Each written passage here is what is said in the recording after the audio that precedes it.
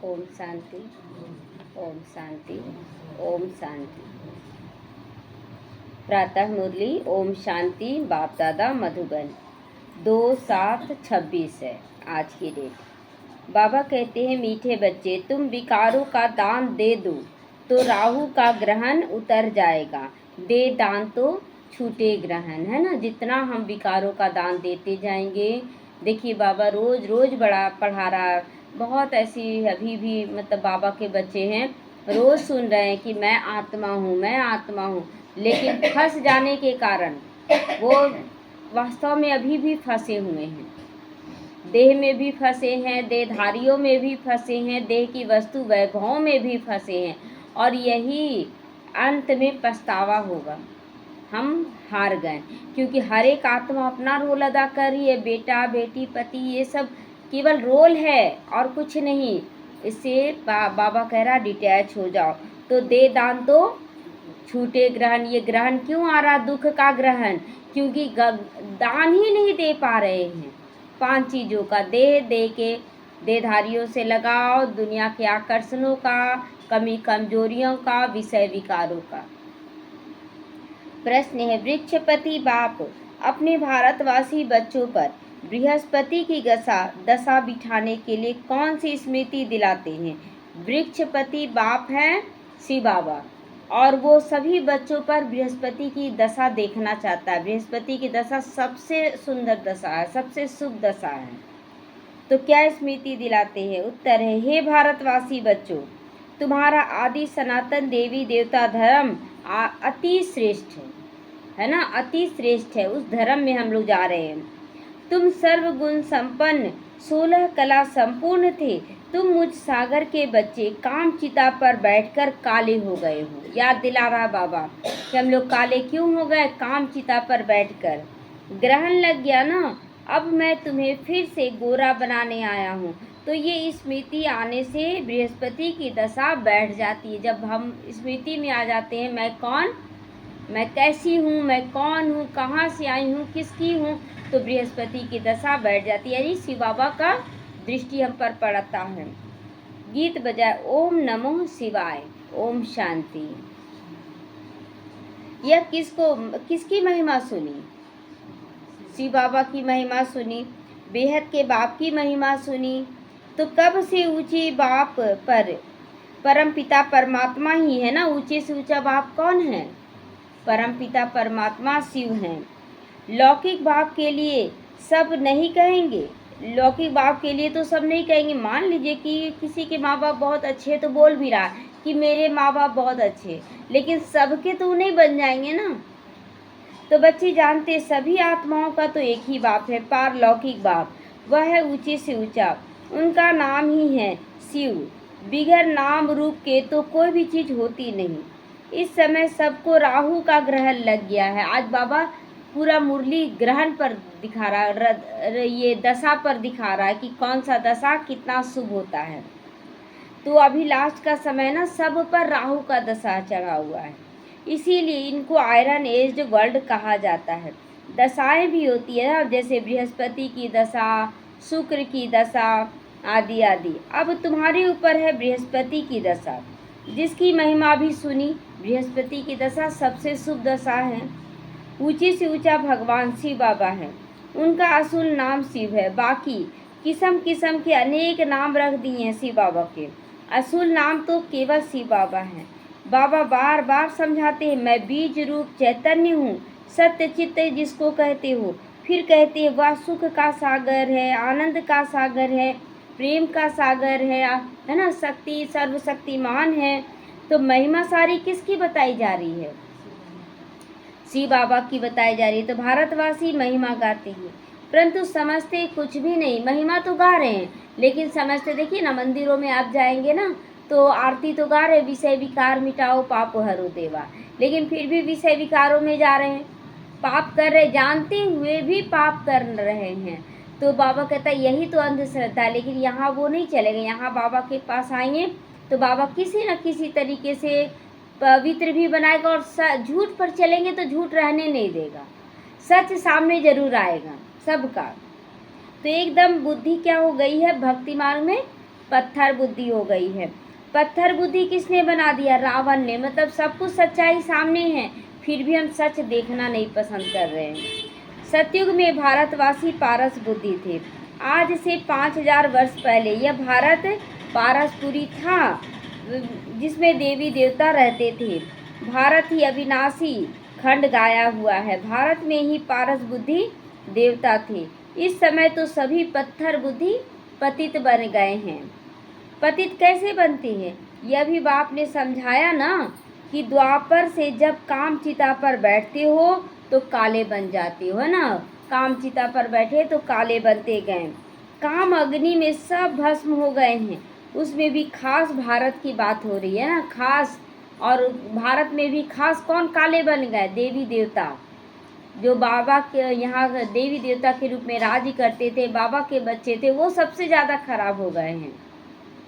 तो भारत में पारस बुद्धि देवताओं का राज्य था। उनको विष्णुपुरी राम राज्य भी कहा जाता था।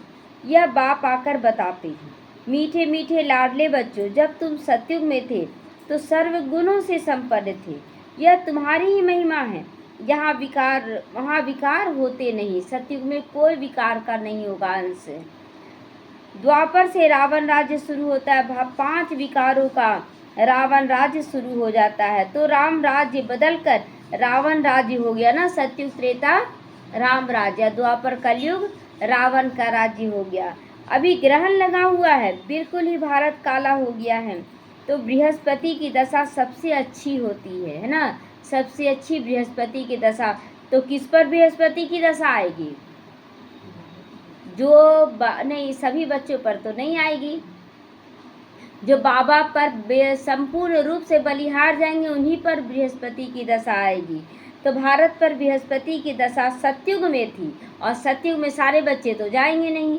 तो जो पूरा बलिहार जाएंगे वही तो सतयुग में जाएंगे। तो अगर यहाँ पर भी अगर सबको बोला जाए कि हाथ उठाए हम सतयुग में जाएंगे, तो अंदर में कचोटता है ना मन कि हम नहीं जान। ऐसे पहले क्या होता था कि जानकारी नहीं था, ज्ञान नहीं था, तो बोलते थे कौन कौन जाएगा, लक्ष्मी नारायण कौन बनेगा, सब हाँ बाबा के बन गए मतलब लक्ष्मी नारायण बन गए।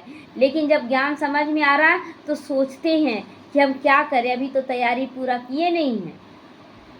तो बृहस्पति की दशा बैठाना है। लेकिन फिर त्रेता युग में कौन सी दशा होगी? बृहस्पति के बाद कौन सी दशा होती है? शुक्र की दशा होती है।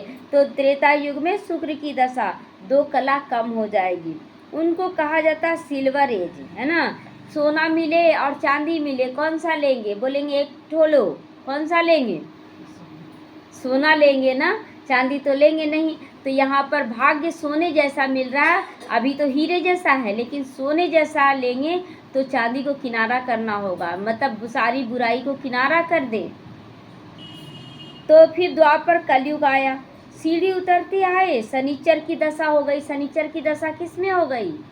द्वापर युग में, है ना।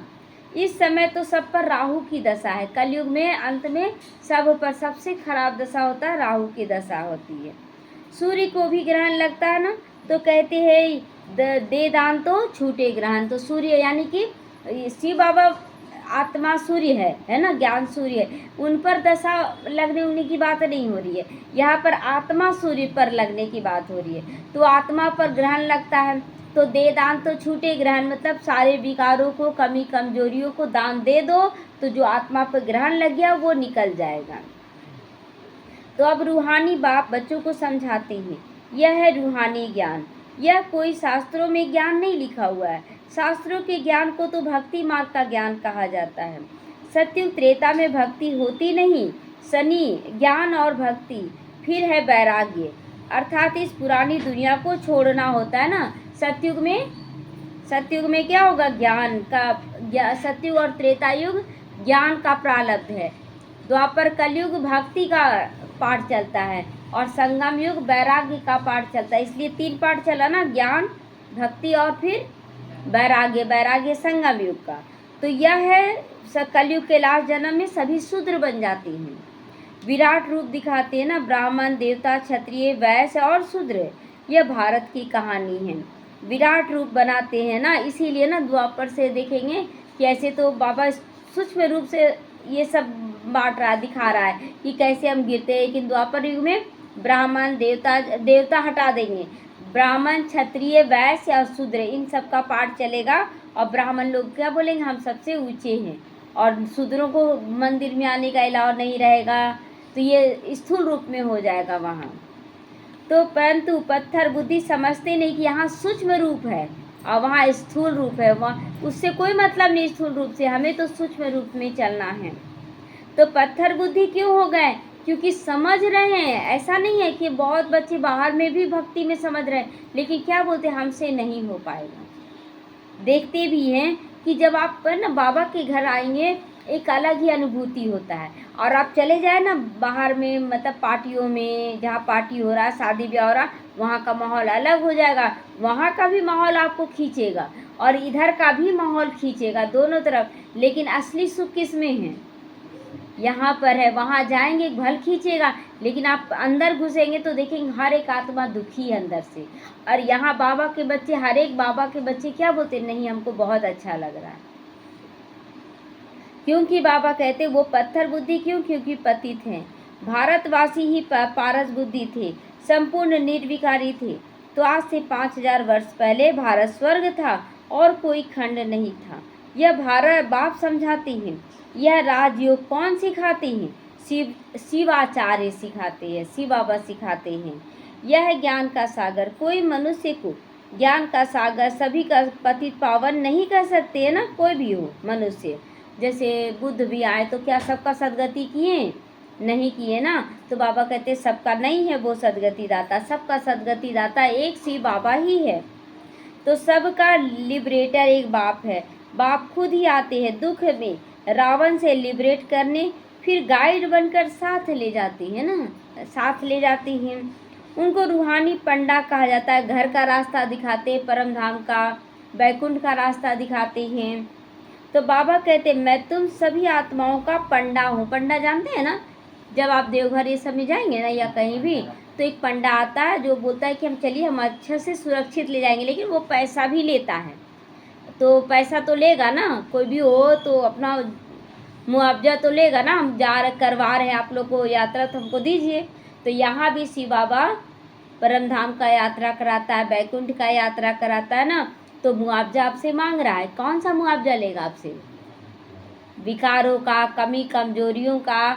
और नहीं देंगे तो थोड़ी ले जाएगा पंडा, पहले पवित्र तो बनाएगा ना, तो फिर बाद में डंडे देगा।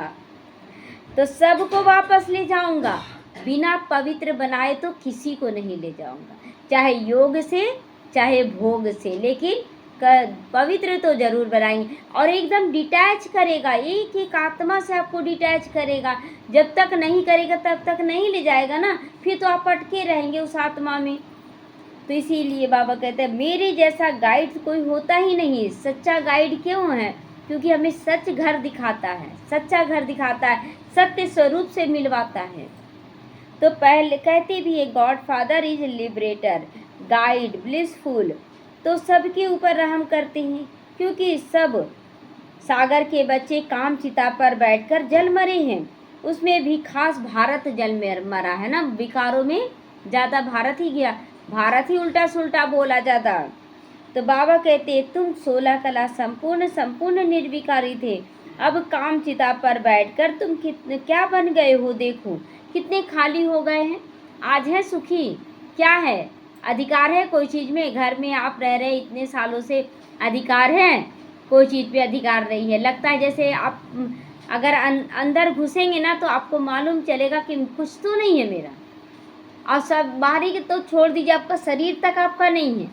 आज यहाँ दर्द हो रहा, आज ये तबीयत खराब, आज ये हो रहा, क्यों हो रहा है, जब आपका है तो कहाँ से आ जा रहा है ये सब गंदगी। तो वृक्षपति बाप आकर मनुष्य मात्र पर बृहस्पति की दशा बिठा रहे हैं। अभी बाबा हम सभी बच्चों पर बृहस्पति की दशा दे रहे हैं। खास भारत आम विश्व पर इस समय राहु की दशा का ग्रहण लगा हुआ है।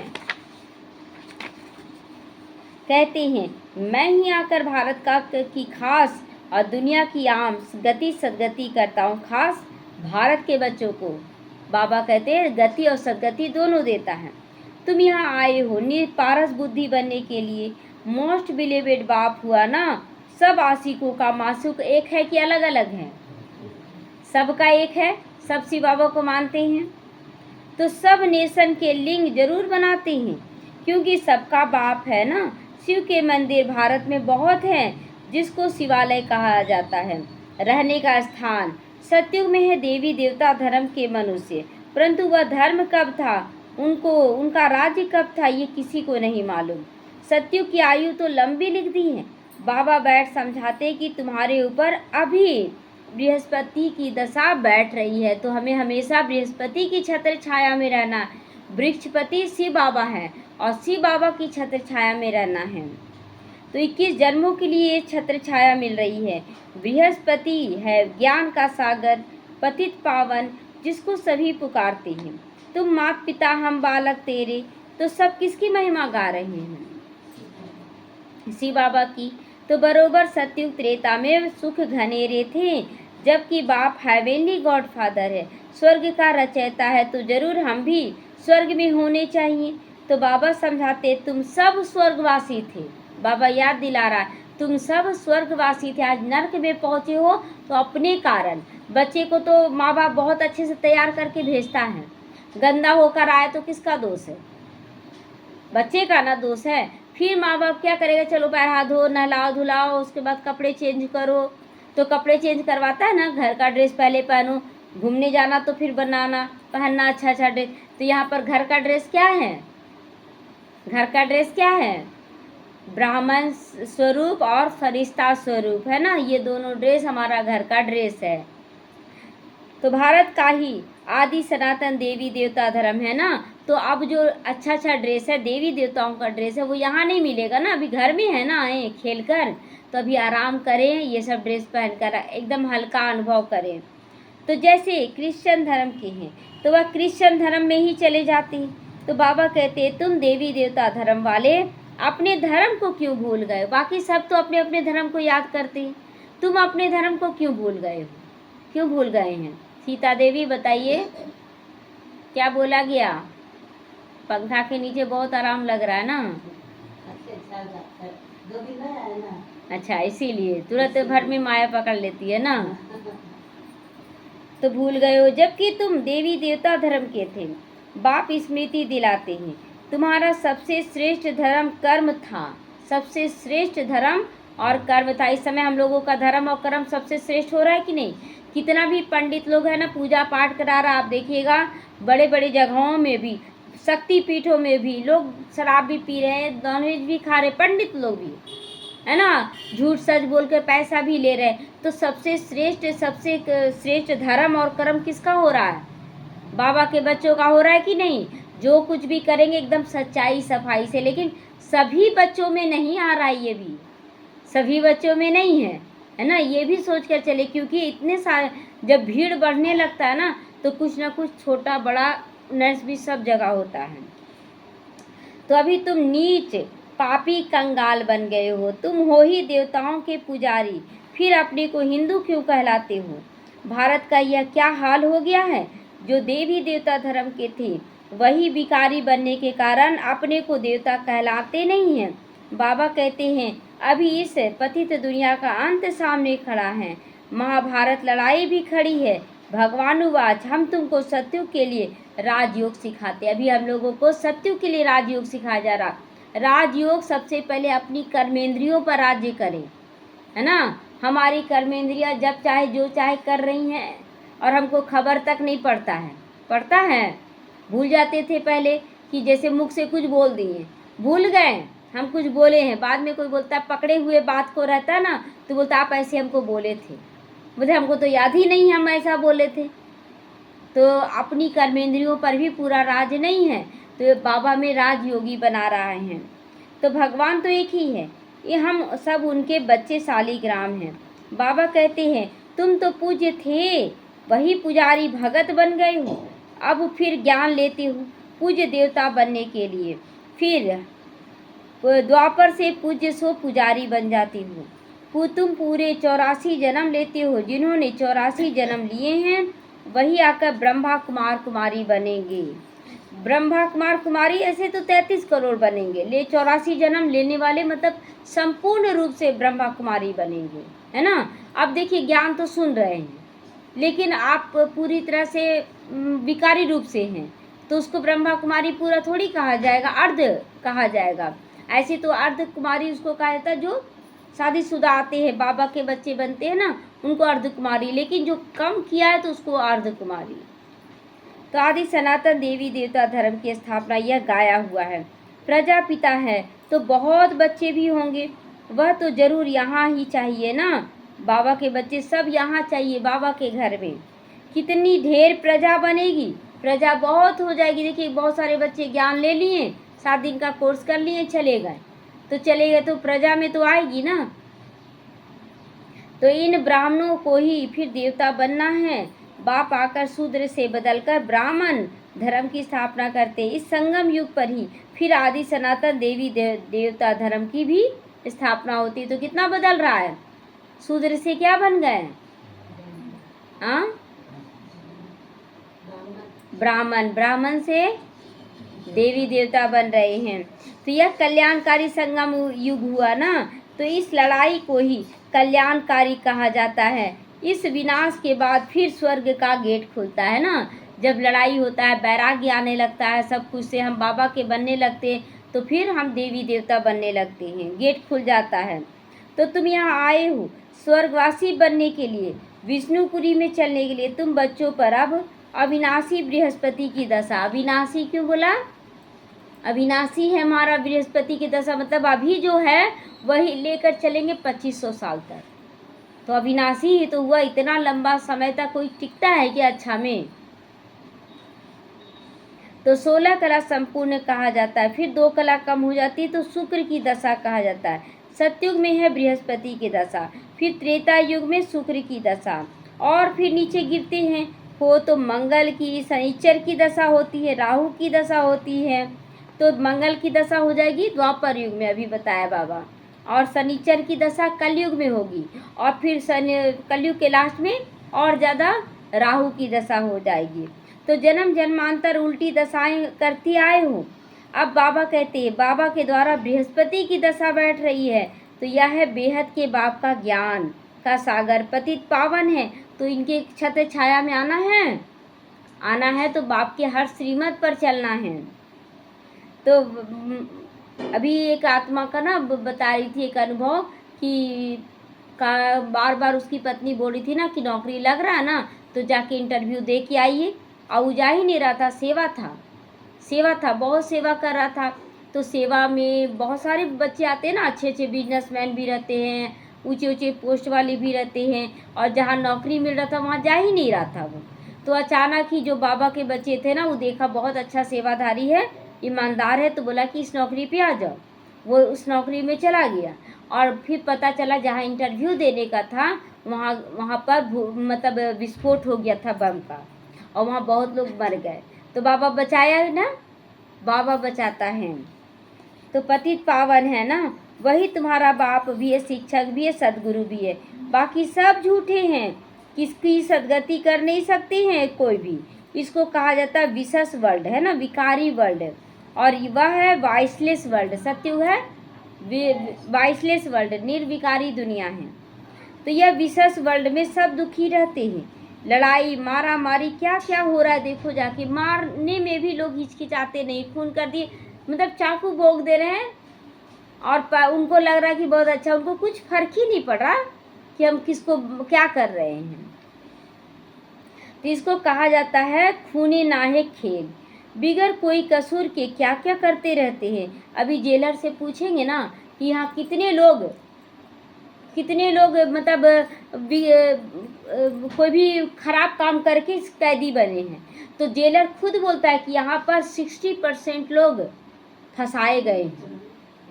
तो बोला गया उनको, तो आप ऐसा अच्छा क्यों नहीं सोचते, उनके लिए अच्छा क्यों नहीं करते हैं। तो बोलते हैं कि हम लोग कुछ नहीं कर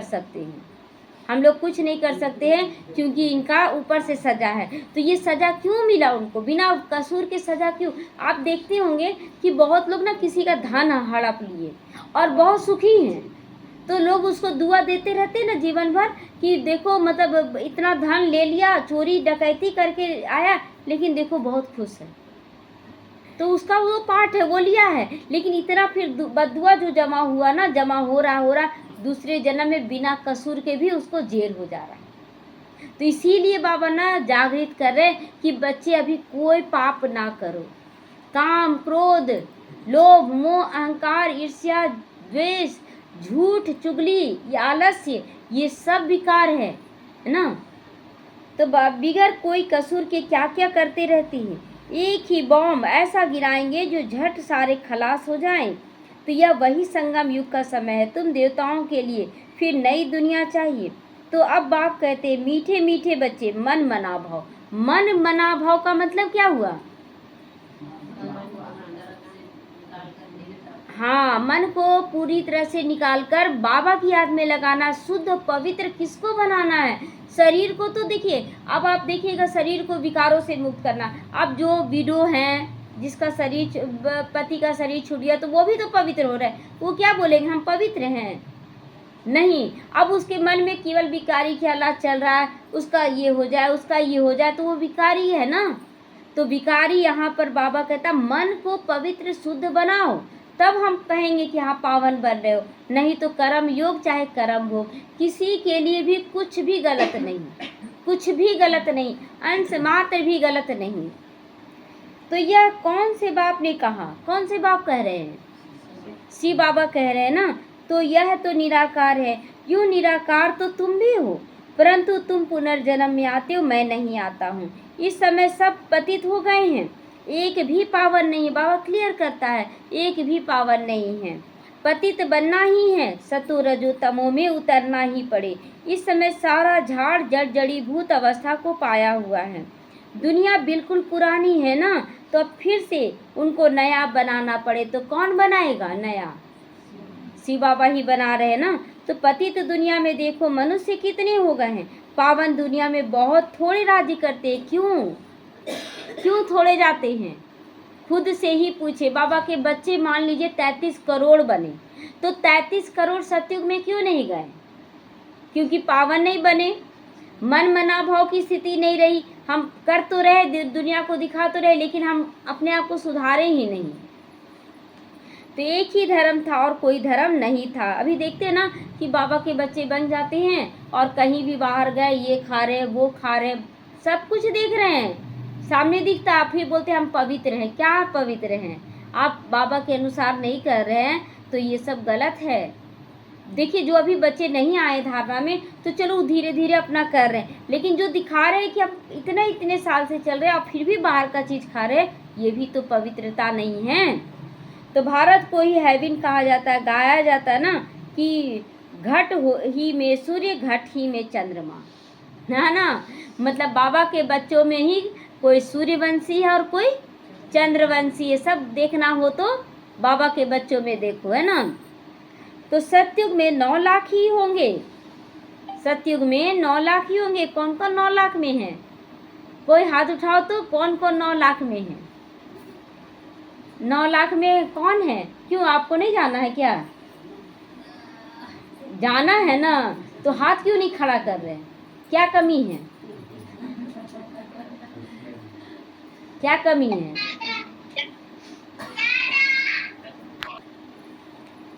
तो पीछे फिर वृद्धि होती है। देखिए, ये भी एक डिसर्विस। जो कर रहे हैं वो हाथ क्यों नहीं उठाते हैं आप लोग? जो नहीं कर रहे उसके लिए ये चेतावनी है कि आप नहीं कर रहे हैं तो अपने आप को रखिए। जो कर रहे हैं वो भी हाथ मोड़े हुए, मतलब क्या दिखा रहे हैं आप लोग? तो ये सब समझना है ना। हम जब पूरी तरह से चल रहे हैं, वो हाथ उठाइए निर्भयता से। तो पहले छोटा फूलों का झाड़ होता है ना, बहुत कम बच्चे निकले, जो तभी तो छोटा फूलों का झाड़ बना 9 लाख। मतलब कहाँ अभी 850 करोड़ और कहाँ 9 लाख। तो हम समझे हम किस में आने वाले हैं। तो कांटों का कितना बड़ा फॉरेस्ट होता है, जंगल कितना बड़ा होता है, बगीचा कितना बड़ा होता है।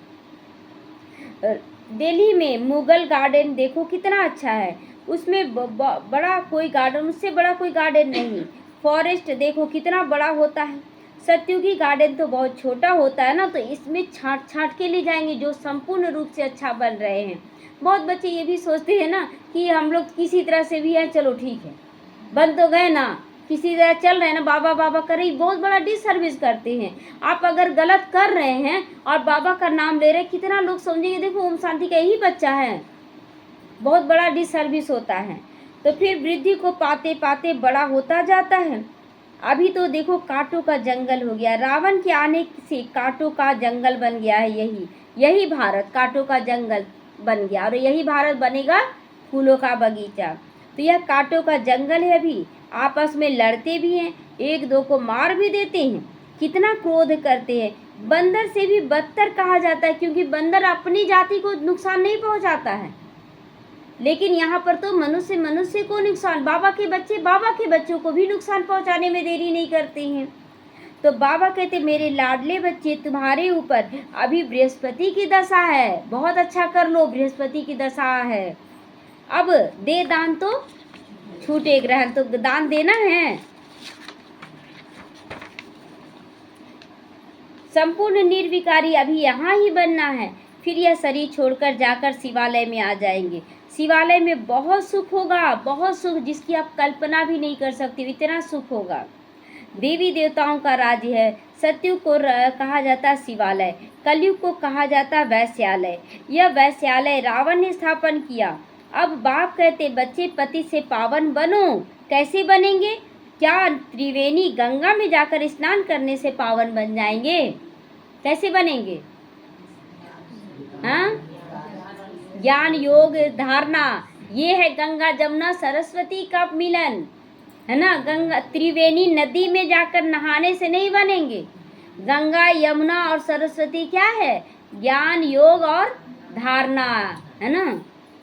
तो यह तो जन्म जन्मांतर करते आए हो नदियों में नहाने का कार्य। करोड़ों मनुष्य जाकर स्नान करते हैं। बहुत नदियाँ नाले तालाब आदि हैं जहाँ पानी देखते हैं बस नहा लेते हैं, स्नान करते हैं, क्योंकि अपने को पतित समझते हैं।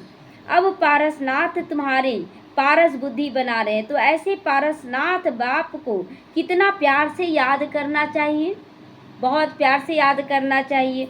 अच्छा, मीठे मीठे सीखे लदे बच्चों प्रति माता पिता बाप दादा का याद प्यार और गुड मॉर्निंग। रूहानी बाप की रूहानी बच्चों को नमस्ते। हम रूहानी बच्चों की रूहानी माता पिता बाप दादा को याद प्यार गुड मॉर्निंग और नमस्ते नमस्ते। शुक्रिया बाबा शुक्रिया। हम रहेंगे सदा हंसते हंसते, शिव बाबा के साथ जाएंगे परम धाम, आएंगे सुख धाम में हंसते हंसते। ओम शांति। धारणा के लिए आज मुख्य सार है, इस कांटों की दुनिया से फूलों के बगीचे में जाने के लिए जो भी कांटे हैं, विकार हैं अपने अंदर, उन्हें निकाल देना है। पारस बनाने वाले बाप को बड़े प्यार से याद करना है। इस कल्याणकारी संगम युग पर शूद्र से ब्राह्मण सो देवता बनने का पुरुषार्थ यही करना। शूद्र से ब्राह्मण माना, जैसे ब्रह्मा बाबा ज्ञान योग धारणा किया तो वो धारणा करना है। उसके बाद बाबा कह रहे देवता बनने का पुरुषार्थ, यानी केवल देने का, कभी लेने का सोचना भी नहीं है। सोच लिए लेने का, देवता बन गए, है ना। लेने का सोचना, जैसे हम किसी को खाना खिलाएं, बोले हमको भी मिलना चाहिए, ये भी विकार है। बोलते ना कि नेकी कर और दरिया में डाल। तो पुरुषार्थ करना है देवता बनने का यहीं पर। राहु के ग्रहण को उतारने के लिए विकारों का दान दे दो, पूरे अंदर से दान दे दो। बाहर का दान बाबा को स्वीकार्य नहीं है, अंदर का, और नहीं देंगे तो करवाएगा बाबा। वरदान है संगम युग पर हर कर्म कला के रूप में करने वाले 16 कला संपूर्ण भवो, है ना। बाबा कहते हैं हर एक चीज जो भी आप कर रहे हैं वो कला हो, जिससे अनेक आत्माओं का कल्याण हो, देखने से ही आकर्षण हो। तो संगम युग विशेष कर्म रूपी कला दिखाने का युग है, जिसका हर कर्म कला के रूप में होता है। उनके हर कर्म का गुणों का गायन होता है। 16 कला संपन्न अर्थात हर चलन संपूर्ण कला के रूप में दिखाई दे, यही संपूर्ण स्टेज की निशानी है। हम कुछ भी करें वो कला के रूप में। कैसे अनेक आत्माएं, बोलते ना कि मम्मा जहाँ जाती थी ना वहाँ अनेक आत्माएं आकर्षित हो जाती थी, तो उसी तरह हम जिस रोल में भी जाएं वो आकर्षित हो जाए हर एक जगह, है ना। बाबा के घर, मतलब अगर ओम शांति में ब्रह्मा कुमारी में चल रहे तो सारे ब्रह्मा कुमारी आकर्षित हो जाए। अपनी स्थिति को लेकर अगर लौकिक परिवार में भी रहे तो सारे लौकिक परिवार आकर्षित हो जाए कि ये बहुत अच्छा है। तो जैसे साकार के बोलने चलने सभी में विशेषता देखी ना, तो ये कला हुई। उठने बैठने की भी कला, मतलब कैसे बैठ रहे हैं, उठ रहे हैं, हर चीज़ में कला होनी चाहिए। देखने की कला, आप देखते हैं बैठने की कला क्या होती है, बहुत देखिए, बहुत बैठने की भी कला क्या है ना, कोई कैसे बैठ जा रहे, कोई कैसे बैठ रहे। बैठने की भी देखिए, योगी तपस्विनी जैसे मम्मा बैठती थी, लगता था आकर्षण की योगी बैठी हुई है। तो बाबा कहते हैं ये सभी कला होती चलने की भी, सभी से न्यारापन और विशेषता थी। तो ऐसे फॉलो फादर कर 16 कला संपन्न बनो। स्लोगन है, पावरफुल वो है जो फौरन परख कर फैसला कर दे। परिस्थिति, व्यक्ति सबको परख कर तुरंत फैसला दे कि हाँ ऐसे होना चाहिए। अव्यक्ति सारे ज्वालामुखी ज्वाला स्वरूप स्थिति में स्थित रहकर याद को अनुभव करो, शक्तिशाली याद को अनुभव करो। आप बच्चों का योग उस ज्वाला स्वरूप शक्तिशाली होगा जब तब पवित्रता की अग्नि सेकंड में विश्व के कीचड़े को भस्म कर सकेगी। पवित्रता की यह शक्ति महान शक्ति है। अंत में जब आप संपूर्ण पवित्र हो जाओगे तब आपके श्रेष्ठ संकल्पों की लगन की अग्नि से सब कीचड़ा भस्म हो जाएगा। जब बाबा कहते हैं ना, अपने अंदर का अंश जो भी विकार है वो सब समाप्त होता जाएगा, तो बाबा कहते हैं कि सारा कीचड़ा फिर दूसरे जगह का भी जलेगा, मतलब दूसरी आत्माओं का भी जलने लगेगा। ओम शांति।